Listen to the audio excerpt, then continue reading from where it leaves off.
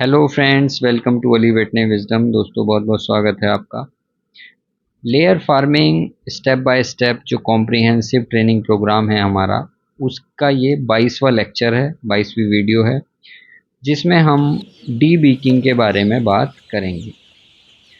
अब तक हमने फाइनेंशियल्स के बारे में पढ़ा, इंफ्रास्ट्रक्चर के बारे में पढ़ा, किस तरीके कौन कौन सी बर्ड्स होती हैं, उनकी ब्रीड क्या होती है, और ये सब चीज़ें हमने अब तक पढ़ ली। हमने ये भी पढ़ा कि किस तरीके से चिक्स आते हैं, पानी की सफाई कैसे करनी है, चिक्स को कैसे ब्रूडिंग करना है। अब हम डी बीकिंग वाले पार्ट के ऊपर आ गए हैं। डी बीकिंग में दोस्तों मुर्गी की चोंच को काटा जाता है। क्यों काटा जाता है, किस लिए काटा जाता है, इन सवालों का जवाब हम इस वीडियो में जानने की कोशिश करेंगे। तो आइए शुरू करते हैं इसे कि मुर्गी की चोंच को काटने का एक प्रोसीजर होता है। पोल्ट्री या ये कहिए लेयर फार्मिंग का जो मैनेजमेंट होता है, उसमें इसका बहुत महत्व होता है। जितने भी मैनेजमेंटल प्रोसीजर्स हैं, वैक्सीन करना है, प्रॉपर फीडिंग करना है, वेंटिलेशन है, और लीटर मैनेजमेंट है या केज मैनेजमेंट है, सभी मतलब प्रोसेस में डीबीकिंग का एक अपनी अहमियत होती है।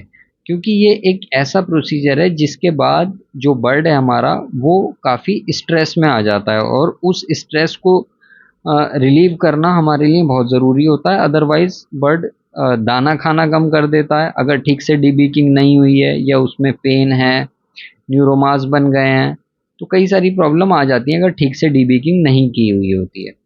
यहाँ पर इस ट्रेनिंग में डीबीकिंग सिर्फ इस वजह से बता रहा हूँ कि आपको इसकी थ्योरेटिकल नॉलेज हो, और किस तरीके से डीबीकिंग की जाती है, किन बातों का ध्यान रखा जाता है, वो आपको पता हो।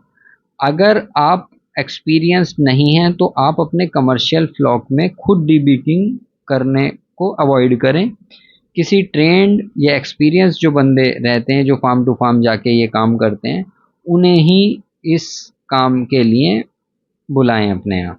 ठीक है, लेकिन आपको पता ज़रूर होना चाहिए कि ये होता क्या है, क्यों होता है, कितनी चोंच काटनी चाहिए, कहाँ से काटनी चाहिए, और किस इक्विपमेंट से कटती है। ये सब बातें इसमें जानने की कोशिश हम करेंगे। तो जैसा यहाँ पर आपको दिख रहा है कि जो मुर्गी की चोंच है, वो लगभग एक तिहाई से आधा तक उसे काटा जाता है। ऊपर वाली चोंच को मुर्गी की अपर मैंडिबल कहा जाता है, और नीचे वाली चोंच को लोअर मैंडिबल कहा जाता है। तो इस डीबीकिंग के दो पार्ट होते हैं। पहले पार्ट में चोंच कटती है, और दूसरे पार्ट में उसे कॉटराइज किया जाता है। मतलब ये है कि जो चोंच कटती है वहाँ से थोड़ा बहुत खून निकलता है, मतलब उस जगह से। तो उस खून को निकलने के से रोकने के लिए वहाँ पर एक तरीके से उसे पिघलाकर चिपका दिया जाता है। मतलब जो चोंच का जो उसकी बीक का पार्ट होता है, उसी को पिघला दिया जाता है गरम लोहे से, और वो वहाँ पर ब्लीडिंग को रोक देती है। कुछ ही दिनों में ये इंजरी भर जाती है, और फिर बर्ड अपना नॉर्मल हो जाता है, उससे कोई प्रॉब्लम नहीं आती है। तो ये बहुत एक्सटेंसिव प्रोसीजर है, बहुत हर एक जगह किया जाता है, और ये करना भी बहुत ज़रूरी है अगर आपको लेयर फार्मिंग करनी है। तो जो नीचे वाला पार्ट है वो लगभग एक चौथाई काटा जाता है, और ऊपर वाला का पार्ट एक तिहाई से लेके आधा तक काटा जाता है। तो डीबीकिंग जब हम कर देते हैं तो बर्ड इस तरीके की दिखाई देती है जैसे आपको राइट में दिख रही है। चोंच बिल्कुल ब्लंट हो जाती है। अगर लेफ्ट में देखें आप तो चोंच थोड़ी नुकीली है और पैनी सी है, मतलब उस टाइप की है। जो नोचने वाले जो परिंदे होते हैं, पक्षी होते हैं, उनकी जो चोंच होती है वो थोड़ी सी कर्व होती है, जैसे यहाँ पर आपको दिख रहा है। तो इनकी ये आदत होती है, इनके अंदर कुदरती ये टेंडेंसी होती है कि ये चीज़ों को नोचती हैं। मतलब क्योंकि ये कीड़े खाने के लिए, नेचुरल तौर पे देखा जाए तो मुर्गियाँ कीड़े वीड़े खाती हैं। दोस्तों, ये वीडियो जो आप देख रहे हैं, ये अली वेटरनरी विजडम द्वारा पोल्ट्री फार्मिंग की जानकारी के लिए बनाए गए पोल्ट्री फार्मिंग ट्रेनिंग कोर्स का पार्ट है। ये कोर्स हमारी mobile application Ali veterinary wisdom training app पर उपलब्ध है। इसके 3 भाग हैं: देसी poultry farming course, broiler farming course और लेयर फार्मिंग कोर्स। इनमें से आप जिस फील्ड में भी काम कर रहे हैं उस कोर्स में ज्वाइन कर सकते हैं।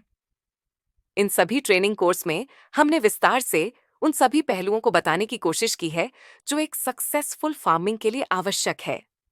इनमें वीडियो लेक्चर के साथ साथ आपको रीडिंग मटेरियल भी मिलेगा। ऐप के चैट बॉक्स में आप अपने डाउट भी क्लियर कर सकते हैं। इस कोर्स की वैलिडिटी लाइफ टाइम है। आज ही ज्वाइन कीजिए और लाभ उठाइए। ऐप डाउनलोड करके आप कोर्स डेमो देख सकते हैं।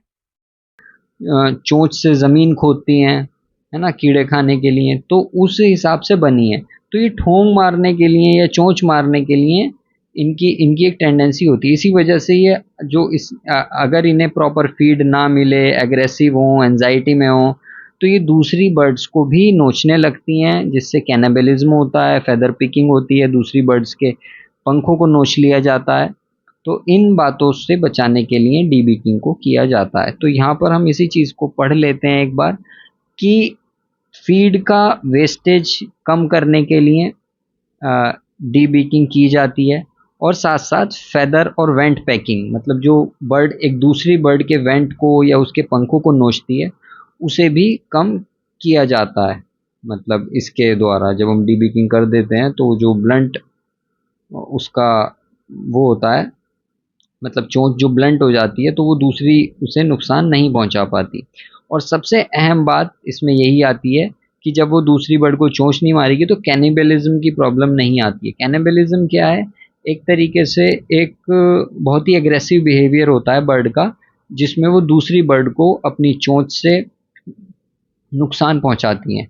तो बर्ड के अंदर क्या होता है कि ये लाल रंग की तरफ बहुत अट्रैक्ट होती है। जो बर्ड्स होती हैं उन्हें लाल रंग की तरफ काफ़ी अट्रैक्शन होता है। इस वजह से आपने देखा होगा कि जो ड्रिंकर्स होते हैं, फीडर्स होते हैं या निपल्स होते हैं वो लाल रंग के बनाए जाते हैं, क्योंकि मुर्गी उसकी तरफ अट्रैक्ट होती है।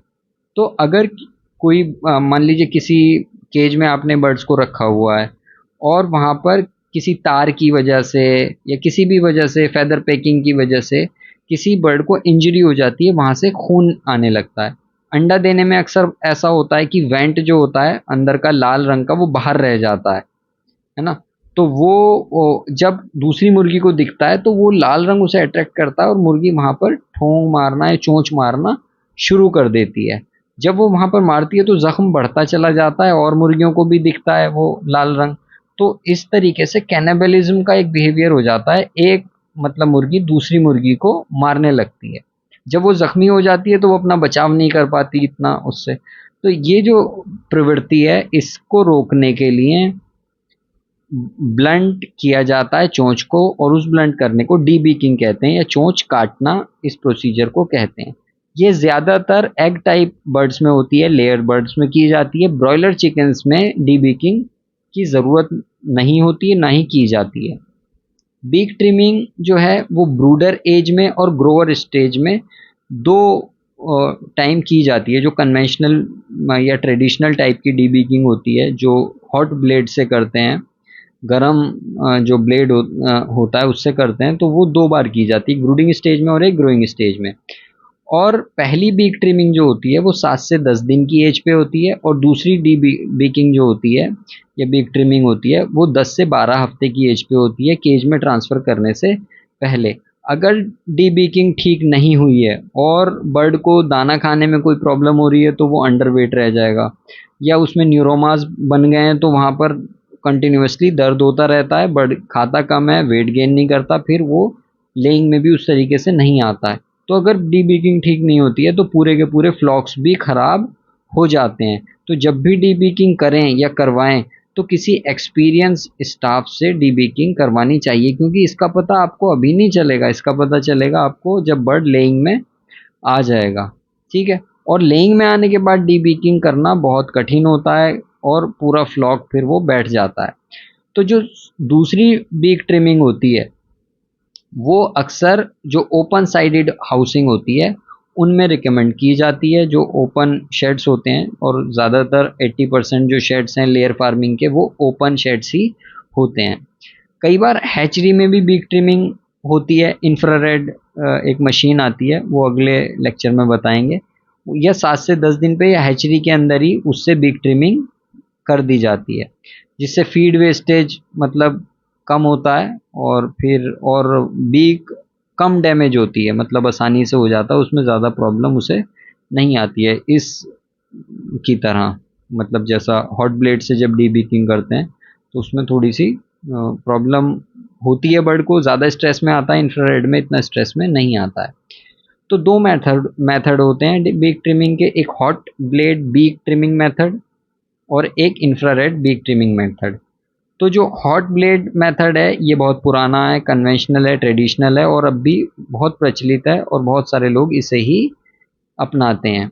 दूसरा जो मेथड होता है वो इंफ्रारेड बीक ट्रिमिंग का होता है, ये एडवांस है और इसके अंदर कोई ऐसा गर्म वो नहीं चलता है, इसमें बस एक कट लगाया जाता है इंफ्रारेड के ज़रिए, मतलब एक रेज़ के ज़रिए या लेज़र के ज़रिए इसमें एक कट लगाया जाता है। वो अगले जब हम पढ़ेंगे इंफ्रारेड के बारे में तब आपको बताया जाएगा।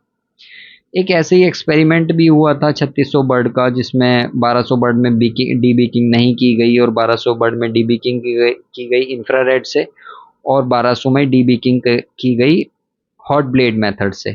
तो 126 दिन के लिए बर्ड्स को मतलब पाला गया पहले ईसी हाउस हाउस में और सबको कॉमन मैनेजमेंट फीड वगैरह सबका कॉमन था। उसके बाद 52 हफ्ते पे ये देखा गया कि एग प्रोडक्शन, मोर्टलिटी और डेथ किस वजह से हुई और उनके प्लूमेज को देखा गया। प्लूमेज मतलब उनके पंखों को देखा गया और जिन पे कोई फेदर लॉस नहीं था उनका जो नंबर दिया गया उन्हें 1 दिया गया, जिनमें फेदर लॉस थोड़ा हुआ उन्हें 2 दिया गया और जिन्हें फेदर लॉस ज़्यादा हुआ, पंख ज़्यादा जिनके टूटे, उन्हें 3 नंबर दिया गया। तो इस हिसाब से स्कोरिंग की गई और ये देखा गया कि जो जिसमें डीबीकिंग हुई थी उसके अंदर मुर्गियाँ ज़्यादा अच्छे से रहीं, उनकी जो स्कोरिंग आई वो 2 या फिर 1 के करीब आई ज़्यादा, और जिसमें डीबीकिंग नहीं की गई थी उसमें मुर्गियों का जो पंख वगैरह थे वो काफ़ी नोचे गए थे, मतलब उनका प्लूमेज अच्छा नहीं था। तो यही एक्सपेरिमेंट में देखा गया कि डीबीकिंग मैनेजमेंट के लिए बहुत ज़रूरी होती है। अच्छा, ये किस इक्विपमेंट से होती है ये भी देख लेते हैं। जो इसमें इक्विपमेंट इस्तेमाल किया जाता है उसे हॉट ब्लेड इक्विपमेंट कहते हैं। मतलब ये एक मशीन होती है जिसके अंदर एक ब्लेड लगा रहता है प्रॉपर, वो इलेक्ट्रिसिटी से या ये कहिए कि जो बिजली होती है उसमें इसका प्लग लगा दिया जाता है और ये हीट हो जाता है। इस मेथड को प्रिसाइजन बीक ट्रिमिंग कहते हैं। मतलब प्रिसाइजन का मतलब है बिल्कुल एकदम सटीक बीक ट्रिमिंग की जाती है। जब इसमें ब्लेड जो होता है उसे गर्म किया जाता है और उसकी गर्माहट को, उसकी हीट को चेक करने के लिए कि टेम्परेचर कितना हो गया है, एक और इक्विपमेंट आता है जिसे पायरोमीटर कहते हैं। तो पायरोमीटर से पता चलता है कि टेम्परेचर कितना हो गया और ये जानना बहुत ज़रूरी होता है क्योंकि जो बीक ट्रिमिंग सबसे अच्छी बीक ट्रिमिंग होती है, जो रिकमेंडेड टेम्परेचर होता है बीक ट्रिमिंग का वो 650 डिग्री सेल्सियस होता है।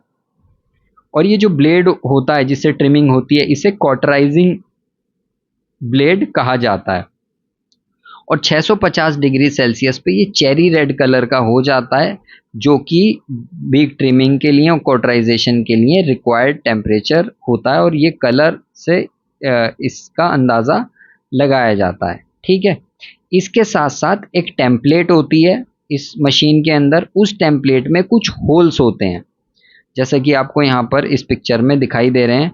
उन होल्स का साइज़ होता है, स्टैंडर्ड साइज़ होता है और ये गाइडिंग होल्स के अंदर बीक को डाला जाता है। जिस बीक के अंदर डालेंगे, छोटे बीक के होल के अंदर डालेंगे तो वो मतलब एक पर्टिकुलर दूर तक जाएगी और उससे बड़े होल में डालेंगे तो चोंच और ज़्यादा आगे जाएगी, सबसे बड़े होल में डालेंगे तो चोंच सबसे ज़्यादा आगे चली जाएगी। तो इन होल्स का साइज़ जो होता है, सबसे छोटे होल का साइज़ होता है 3.56 mm और दूसरे होल का साइज़ होता है 4 mm और तीसरे होल का साइज़ होता है 4.37 mm।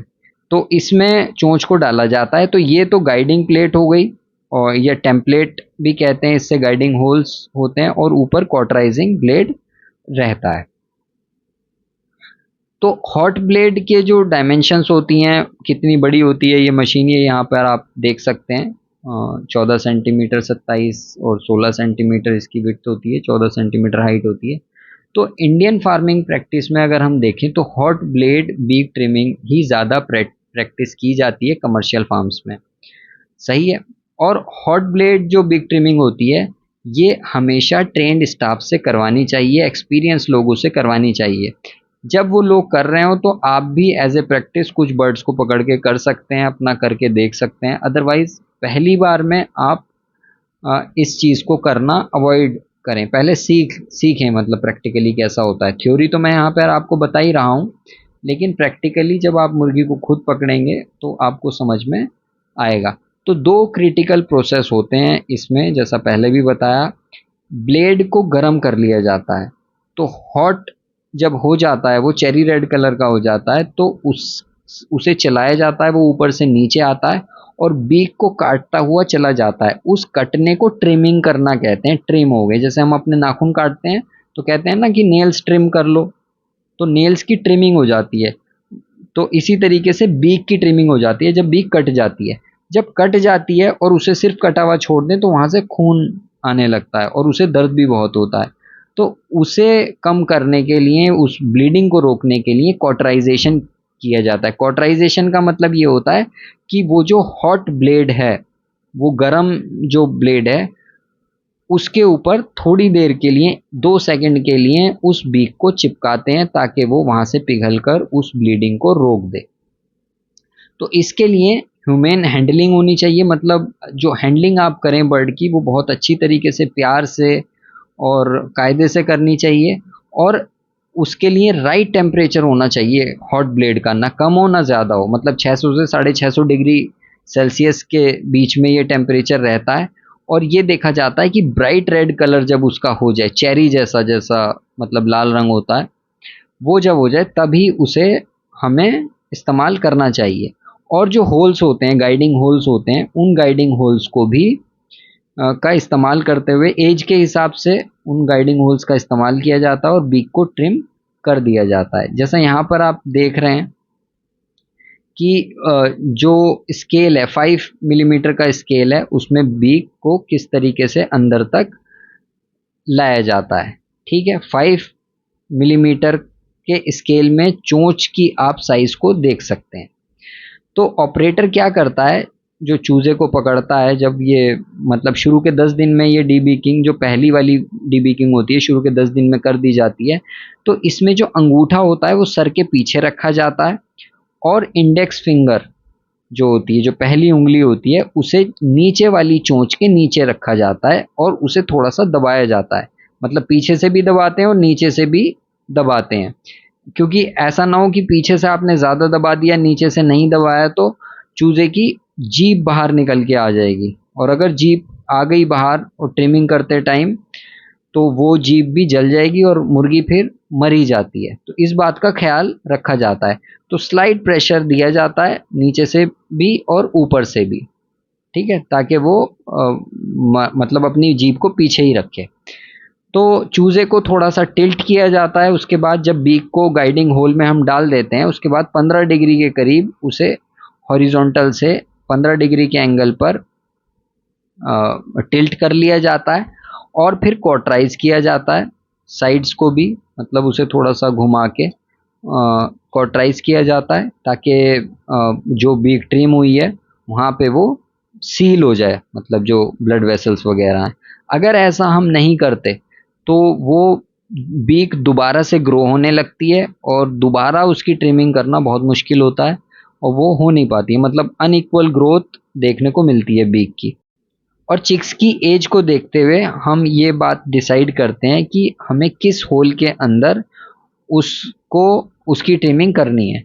तो जो चिक्स की ट्रिमिंग होती है यूजुअली, वो 4 मिलीमीटर की जो ओपनिंग होती है, जो बीच वाली ओपनिंग होती है, उसके अंदर डाल के बीक ट्रिमिंग की जाती है। तो जो गाइडिंग होल है टेम्पलेट का, उसमें 4 mm वाला जो होल है, बीच वाला होल है, उसके अंदर बीक को डाला जाता है और उससे ट्रिमिंग की जाती है। ठीक है। और जो कट होता है वो नॉस्ट्रिल्स के 2 mm आगे लगाया जाता है। आपको पिक्चर दिख रही है कि चोंच का साइज जो है नॉस्ट्रिल के आगे से लगभग 5 मिलीमीटर का होता है, या आधा सेंटीमीटर इसे हम कह सकते हैं। तो 2 सेंटीमीटर आगे तक की बीक को ट्रिम किया जाता है नॉस्ट्रिल से, जहाँ से सांस लिया जाता है वहाँ से 2 मिलीमीटर आगे, 2 मिलीमीटर आगे तक का जो पोर्शन है उसे ट्रिम किया जाता है। कॉटराइज जो ब्लेड होता है, उस कॉटराइजेशन ब्लेड जो होता है, तो वो बीक को कॉटराइज करने के लिए इस्तेमाल होता है। जैसे आपको बताया कि सील कर दिया जाता है उसे, इतना गर्म पे जब चोंच को या उस ट्रिम चोंच के पार्ट को चिपकाया जाता है तो वो चिपक जाता है एक तरीके से, ब्लड वेसल वगैरह सब सील हो जाती हैं। तो उसे 650 डिग्री पे रखा जाता है। चेरी रेड जो ये वाला कलर है, रेड कलर जो है, इतने पे रखा जाता है। अगर ये 650 से कम होगा तो ये मैरून कलर का होता आपको दिखेगा, मतलब थोड़ा डार्क हो जाएगा। और 650 से ज़्यादा टेम्परेचर होगा तो ये येलोइश कलर में आ जाता है। तो दोनों ही हमारे लिए ठीक नहीं है, हमारे लिए सबसे ज़्यादा ठीक जो है वो 650 डिग्री सेल्सियस होता है। तो इसमें दो पॉइंट होते हैं, एक तो अगर इसका टेम्परेचर कम है और या 2 सेकंड से कम, मतलब टेम्परेचर ठीक है लेकिन आपने 2 सेकंड से कम रखा, तो बीक दोबारा ग्रो होने लगेगी और इस बार अनइवन ग्रो होगा, कहीं से ज़्यादा होगी कहीं से कम होगी। तो दो बातों का ध्यान रखना चाहिए, ब्लेड का टेम्परेचर बिल्कुल ठीक होना चाहिए 650 डिग्री के करीब, और जब टेम्परेचर ठीक है तो 2 सेकंड के लिए आपको उसे टच कराना है। ठीक है, तो दो पॉइंट है। अगर टेम्परेचर कम हुआ और आपने 2 सेकंड कराया तब भी बीक की कॉटराइजेशन ठीक से नहीं होगा। अगर टेम्परेचर ठीक है लेकिन 2 सेकंड से कम रखा तब भी कॉटराइजेशन ठीक नहीं होगा। तो दोनों बातों को ध्यान रखना है। अगर इसका उल्टा होता है, टेम्परेचर ज़्यादा है, ठीक है, और आपने 2 सेकंड के लिए ही रखा उसे, तो भी क्या होगा, सेंसिटिव न्यूरोमास डेवलप हो जाएंगे वहाँ पर जो है, मतलब उसके अंदर पेन रह जाएगा। जब वो ठीक भी हो जाएगी तब भी बर्ड के अंदर पेन रह जाएगा, और बर्ड के अंदर जब पेन होगा, एनोइंग होगी बर्ड, तो वो ठीक से दाना नहीं खाएगी। जब ठीक से दाना चारा वो नहीं खा पाएगी या पानी नहीं पिएगी तो फिर बर्ड वेट गेन नहीं करेगी और वो फिर प्रोडक्शन में भी नहीं आएगी। या टेम्परेचर ठीक है लेकिन आपने 2 सेकंड से ज़्यादा उसे टच करा दिया वहाँ पर, तब भी सेंसिटिव न्यूरोमास डेवलप हो जाते हैं और वो भी बीक जो है वो ख़राब हो जाती है। तो उसे जानने के लिए, टेम्परेचर को जानने के लिए पायरोमीटर का इस्तेमाल करें और पायरोमीटर से देखें कि टेम्परेचर कितना है।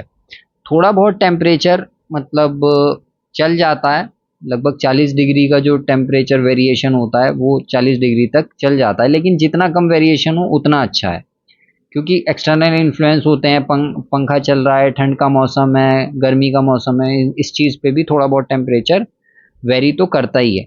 लेकिन जो थ्योरेटिकल है या ये कहिए जो बेस्ट टेम्परेचर होता है वो 650 डिग्री का होता है और ब्राइट रेड कलर उस पर होना चाहिए। ठीक है, टेम्पलेट का इस्तेमाल करें, गाइड प्लेट जो आती है होल्स वाली उसका इस्तेमाल करें और छोटे चूज़ों को 4 मिलीमीटर के होल में से डालना चाहिए। अब यहाँ पर ये पिक्चर दिख रही है आपको, जो अच्छी प्रॉपरली ट्रिम बीक्स होती हैं वो इस तरीके की होती हैं जो आपको यहाँ पर दिख रही हैं। और जब ये कर चुके होते हैं, ट्रिमिंग कर चुके होते हैं, उसके बाद बर्ड स्ट्रेस में आ जाता है, स्ट्रेस में रहता है, तो और दाना इतना खाता नहीं है ना। तो ऐसे में बर्ड अगर बहुत ज़्यादा मतलब फीड उसका होल्ड किया जाए, हालांकि फीड हम रखे रहते हैं, फीड रखे रहने देना चाहिए, लेकिन ज़्यादा मेडिकेशन, एंटी स्ट्रेस मेडिकेशन हमें पानी में करनी होती है। तो इसके लिए इजी ब्रूड करके जो आता है, जो पहले भी बताया था, वो बहुत अच्छा इलेक्ट्रोलाइट भी है, उसके अंदर probiotic, anti stress, vitamin E, vitamin C सभी कुछ रहता है। तो वो पानी में डाल के देना चाहिए और उसके साथ साथ बी कॉम्प्लेक्स जो है पायरोकैल बी, उसे दे देना चाहिए। तो ये दोनों मिलके उसकी स्ट्रेस को कम करते हैं। और थोड़ा विटामिन के का भी सप्लीमेंटेशन करना चाहिए बर्ड्स के अंदर, क्योंकि विटामिन के, क्योंकि जो उसकी बीक ट्रिमिंग हुई है और वहाँ से जो ब्लड वेसल्स उसकी वो हो गई हैं और ब्लीडिंग होने का खतरा रहता है, उसे विटामिन के हील करने में मदद करता है। तो इजी ब्रूड इस्तेमाल करें, एंटी स्ट्रेस और पायरोकैल बी डी बीकिंग के बाद। और साथ में विटामिन ई वगैरह भी दे सकते हैं, सेली बूस्ट या नेक्साम्यून भी दे सकते हैं, लेकिन इतना देना हमारे लिए काफ़ी रहता है क्योंकि इसमें ग्लूकोज होता है, तो इससे एनर्जी भी पहुंच जाती है बर्ड को और ये ज़्यादा मतलब स्ट्रेस में भी नहीं आती, और 48 घंटे बाद फिर ये दाना खाना शुरू अपने आप ही कर देते हैं बर्ड्स। तो यहाँ तक हमने डीबीकिंग के बारे में पढ़ा कि जो ट्रेडिशनल मेथड से हम डीबीकिंग करते हैं उसमें किन बातों का ध्यान रखना चाहिए। ठीक है, अगले लेक्चर में हम इंफ्रारेड डीबीकिंग के बारे में जानेंगे।